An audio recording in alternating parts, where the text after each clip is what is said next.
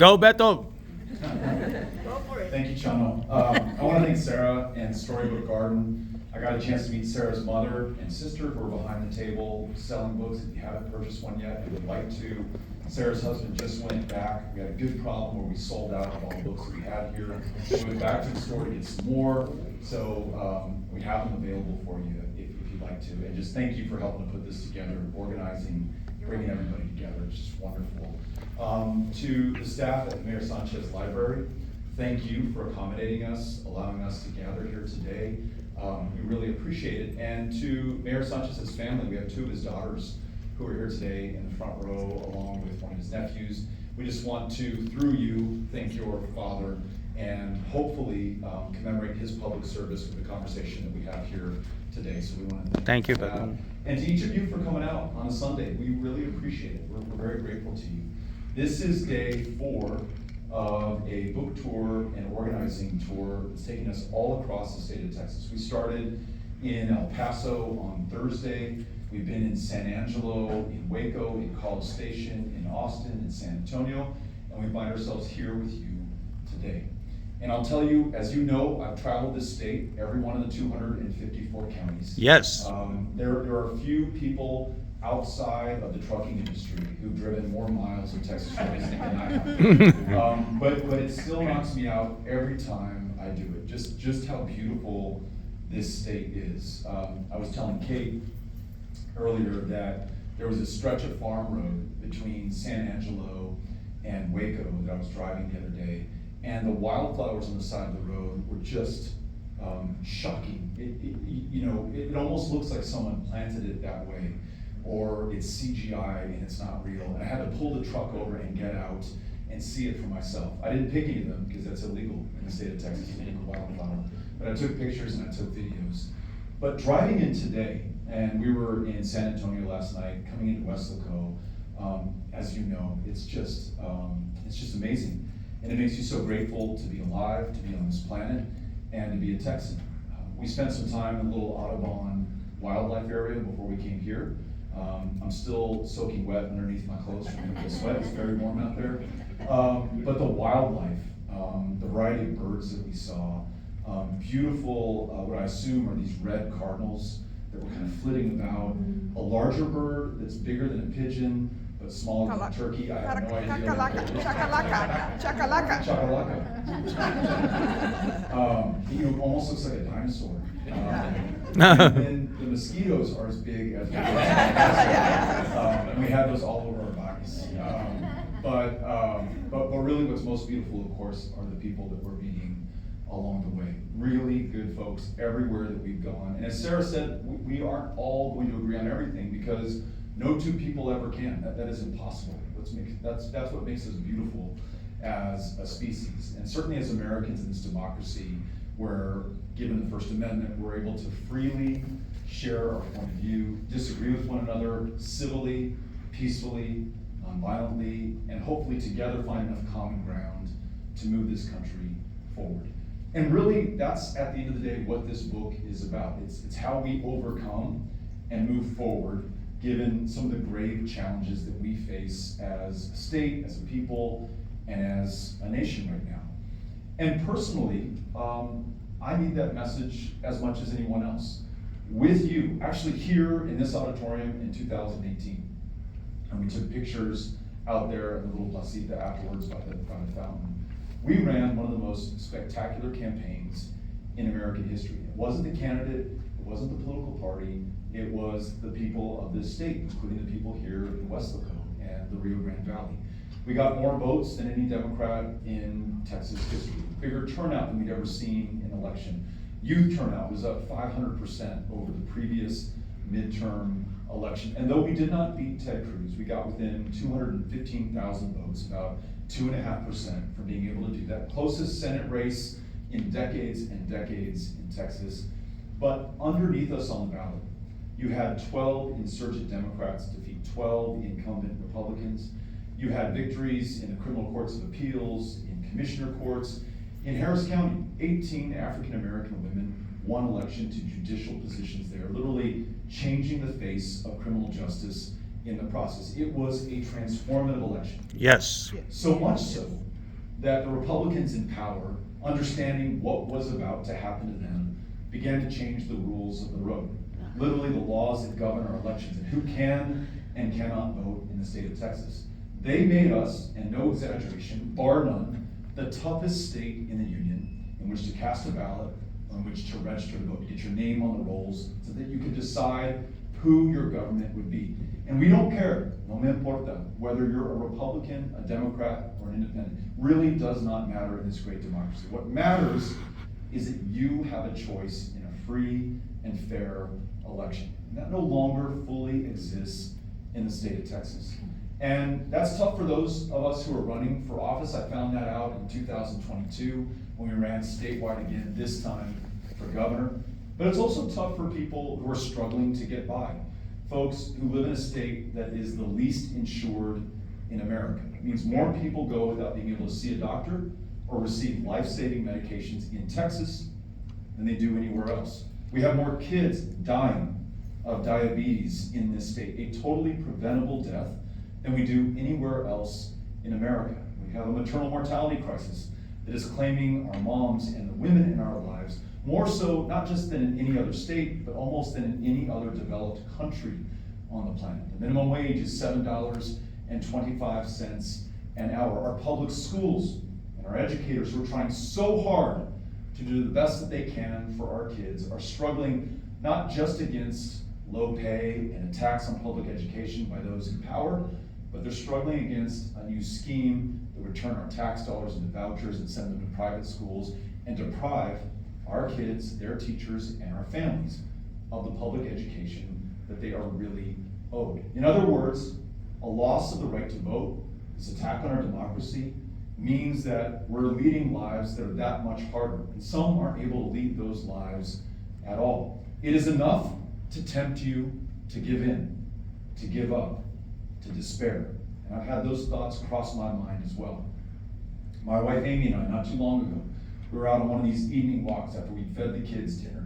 And as you probably do with your spouse, you have these fantasies about things that you want to do down the road that you may never do. One of mine is I want to start a bar in El Paso, so that I have a place that I can go that's not my house to drink with my friends. I'll never do it, it's a terrible business, and my wife won't let me, but we like to talk about the fantasies. We talk about trips that we're going to take, and 99% of them we have never taken. We just can't find the time or sometimes the resources to make it happen. But on this walk, we were talking about whether or not we stay in the state of Texas. As you probably know, our state now leads, after Uvalde, leads the nation in the number of school shootings. More school shootings happen in this state than in any other. In nearly 2 years since those 19 kids and their 2 teachers were gunned down in their classroom at Robb Elementary, not a single law has been passed to make it any less likely that any child meet the same fate as those 19 kids did on that day in May of 2022. My daughter, who's 15 years old, doesn't have full bodily autonomy in this state to make her own healthcare decisions, to decide her own future. Are we doing them wrong by staying here in Texas? That was the conversation she and I had. Could we move somewhere where it's a little bit easier? At least we don't have to think about these things. But the more we thought about it, the more we talked about it, the more we remember visits like these to the RGB and other parts of the state, we started to consider the people who wouldn't be able to leave the state of Texas. And what's going to happen to them? If those who can leave, and those who cannot are forced to fight this alone. And as I just pointed out, everything that you could possibly care about is coming to a head right here in Texas. If you care about reproductive health care, or the ability to see a doctor, or public education, or gun violence, or getting ahead in your job and your career, or infrastructure here in the Rio Grande Valley, or being able to serve our veterans, it matters more here in Texas than it does anywhere else. This is where the fight is. And in this book, I tell the stories of those who preceded us, who came before us in time here in Texas, who had similar struggles, similar fights, and overcame those challenges. But they did so against much greater odds.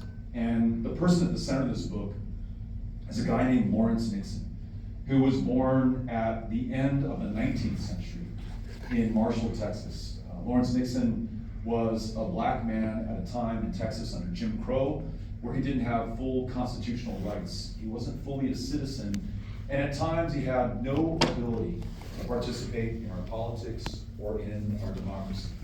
Nonetheless, this guy flourished. He went to Wiley HBCU College up in Marshall, Texas, went to Meharry Medical College in Nashville, Tennessee, came back a newly minted doctorate to Texas at the beginning of the 20th century, moved to El Paso, my hometown, where he got as civically engaged as a person could be. He voted in every election. He helped to design the bond issues for the schools and the city government, for the parks and the pools that the people of El Paso would be able to enjoy. He chartered the first chapter of the NAACP anywhere in the state of Texas, and he did it in El Paso in 1950. And then in 1923, if you haven't heard this already, believe it or not, the Texas legislature outlaws voting by black people. And they didn't do it euphemistically. They didn't say, you must recite the state constitution or pass a literacy test or tell us how many jelly beans are in the jar before we allow you to register to vote.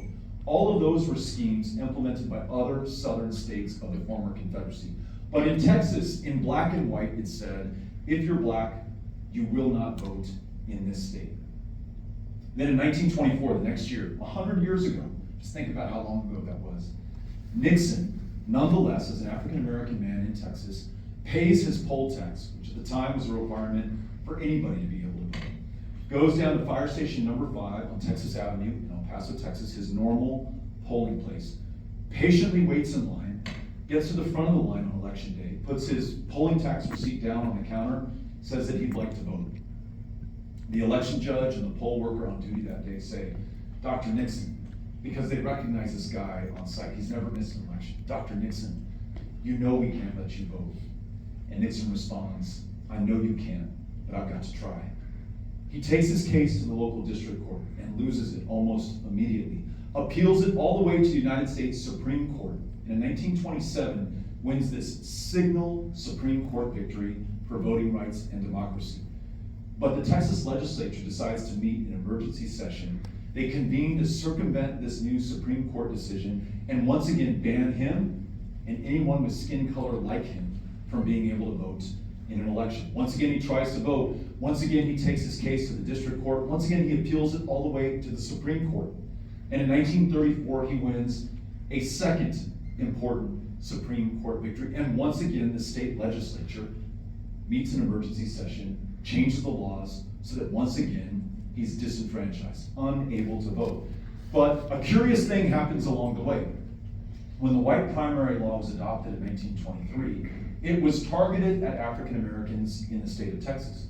Some of you all may know, and you may be able to talk to grandparents who can still remember what their grandparents, or at least their parents, went through. The definition of who is white in Texas began to change until Mexican Americans began to be excluded from the ballot box as well in Travis County, in El Paso County, where I'm from. And in a perverse irony, one of those poll workers who denied Nixon the right to vote in 1924, his name was Porras, he himself was now unable to cast a ballot in elections in the state of Texas. Nonetheless, with all of this going on, Nixon perseveres. He persists and he stays after it. Until in 1944, 20 years after he first tried to vote, there's another Supreme Court decision. This one is called Smith versus Albright, brought by another black physician named Lonnie Smith from Houston, Texas. This one they win, and this one sticks, and the state legislature is unable to circumvent it. So, election day 1944, Nixon goes into fire station number 5, puts his poll tax receipt on the counter, and this time he votes. Now, when we think about what we're up against right now, and I described it at the outset of this talk, again, it can be daunting, and it can make you wonder whether we're ever going to be able to get through or overcome the challenges in front of us. Think about Lawrence Nixon fighting for 20 years, knowing not when, knowing not even if he would ever ultimately prevail. And imagine those walks he was taking with his wife on the same trails that Amy and I were just on a few weeks ago, where they're talking about, hey, should we move to a different state? One where we're actually allowed to vote, one where we're treated as full United States citizens with all the rights that are derived from that beautiful Constitution that defines us and sets us apart from the rest of the world. And yet Nixon rejected the suggestion, endured the indignity of his fellow citizens, and even had to survive the local radio station, which would call him every election day to put him on air, to ask him live in front of their audience, Dr. Nixon, are you going to try to vote today? And every time they called, he'd answer, well, yes, I'm going to try. And when I first read that, I thought how wonderful they're broadcasting his courage to the rest of the community. But now when I think about how entertainment works and how radio disc jockeys do their thing in our day and age, I bet you they were putting him on air to mock him, to ridicule him, for him to serve as some kind of entertainment. What is this crazy guy doing trying to vote as a black man in the state of Texas? Well, 20 years into this struggle, he finally wins. But he didn't just win the right to vote. He set something in motion that we still see here today. Because 20 years later, the first president from the state of Texas in 1964 uses all of the political capital he has after the assassination of John Fitzgerald Kennedy to pass civil rights, something that no president before him going back to the 1870s had been able to do. And I guarantee you that Nixon's example in El Paso and in Texas was not lost on him, maybe even inspired him. There's a story after Johnson passes civil rights where he's meeting with Dr. King and Andrew Young in the Oval Office. And those two civil rights leaders have come to thank LBJ for the passage of the Civil Rights Act, but also to ask him to work on voting rights. They told him in Selma, Alabama, the majority of the population is black, but almost no one on the voter rolls is black. Civil rights is wonderful, Mr. President, but it doesn't mean a whole bunch if we don't have the right to vote. And Johnson responds to them. He says, look, you're right. I'd love to help you, but I simply do not have the power to get this done. I used it all up on civil rights. And as they leave, King turns to Young and he says, we got to go out there and get this guy some power. Over the coming days and weeks and months, folks just like you and me, we took to the State House steps. We wrote our members of Congress. We lit up the switchboard at the White House. And then on the 7th of March, 1965, a 24-year-old John Lewis attempts to walk across the Edmund Pettus Bridge in Selma, Alabama, marching only for the right to vote nonviolently, peacefully, in the best democratic traditions of this country. And he nearly loses his life for doing so. He's beaten nearly to death by the police who confront him on that bridge.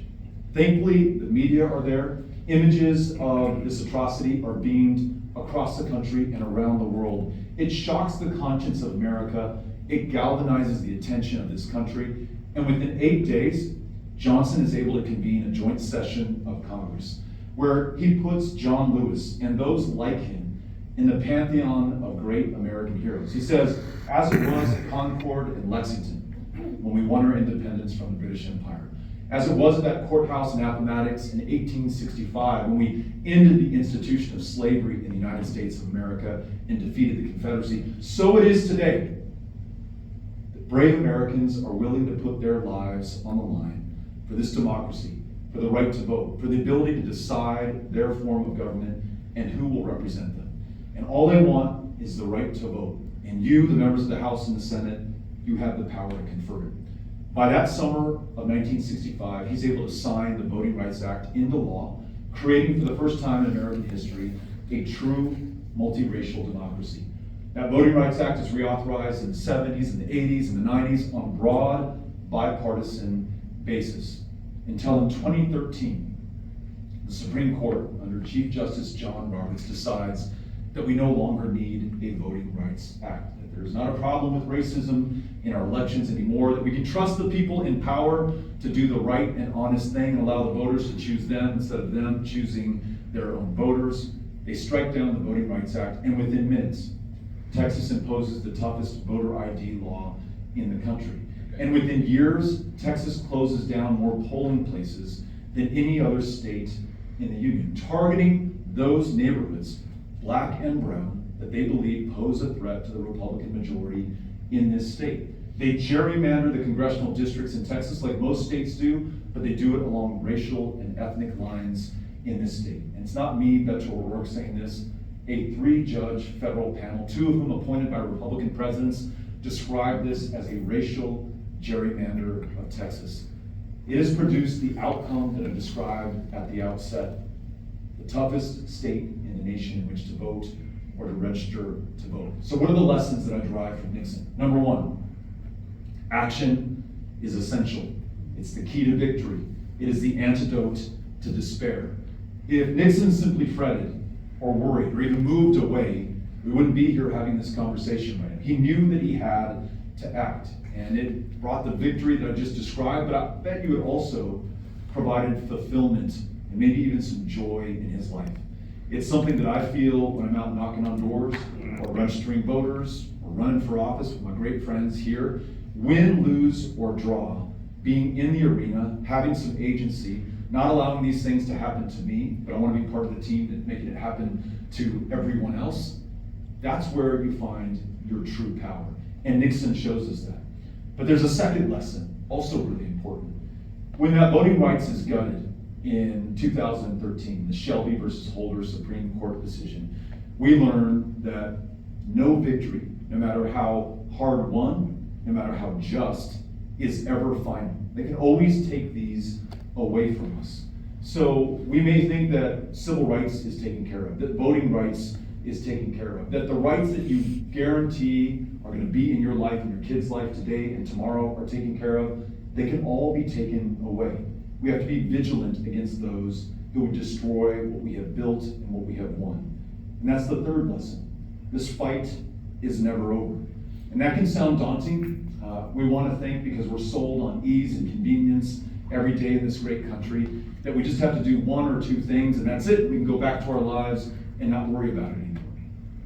When Barack Obama was running for president in 2008, I knocked on doors for him. Of course, I voted for him. I was so excited about his candidacy. And when he won, I just felt like the job was over. I could now go home. He was going to save us and take care of this country. Mm-hmm. It turns out, with the advantage of history and perspective, that after he won the presidency is when he needed our help more than ever. The things that we would have wanted him to be able to do, like passing comprehensive immigration reform so that we have both a secure border and a legal pathway for people to come here who want to work or join family or contribute to our communities. He needed us out there organizing in the streets just like they did in 1965 to make sure that he could get it done. Roe versus Wade, decided in 1973, which we thought would stand forever, was brought down 49 years later because the other side had their eyes on the prize and never gave up. They understood they were in this fight for life and no victory is ever final. But the sooner we allow that thought to pass through our minds, to accept it into our hearts, I think the sooner we get to the work that needs to be done to make sure that this country gets to where we want it to be, where everyone is treated with the respect and dignity that they're owed, that everyone has a chance to flourish in their lives and pursue happiness and success as they see it. That's all that we want, Democrat, Republican, independent alike, but we've got to do the work to get there. So I'll close with this. I mentioned all these great heroes who preceded us, from John Lewis to LBJ to Lawrence Nixon, and so many in between. We have inherited their service and their struggle and their sacrifice. It's come down to us 247 years in to the history of this country. Right now, we have the mother of all tests before us. There's someone running on a major party platform who has promised to be a dictator on day one, who has shown us that he will use violence or inspire insurrection to stop the peaceful transfer of power, who has described immigrants as people poisoning the blood of America. That's a direct quote, something that we might have expected to hear from Adolf Hitler or to read in Mein Kampf. Someone who describes invasions and animals and infestations who are coming to get us, inspiring the shooter who took down 23 people in my hometown of El Paso, Texas in August of 2019. Now, we in Texas can do our part by making sure that we're talking to voters, registering those who are not yet on the rolls, and helping people make their vote count and their voice heard at this defining moment of truth. If you want to take action with us, we have volunteers here today who will sign you up for training to become a volunteer deputy registrar. That's a certification you need to register people to vote. We'll put you into a training. We'll connect you with other great volunteers, and we'll help you to take action. It will be that key to victory, the antidote to despair, and the thing that I hope finally brings Texas into the future that all of us want for ourselves and for our kids. Thank you all for being here today. Look forward to talking with you again. Thank you.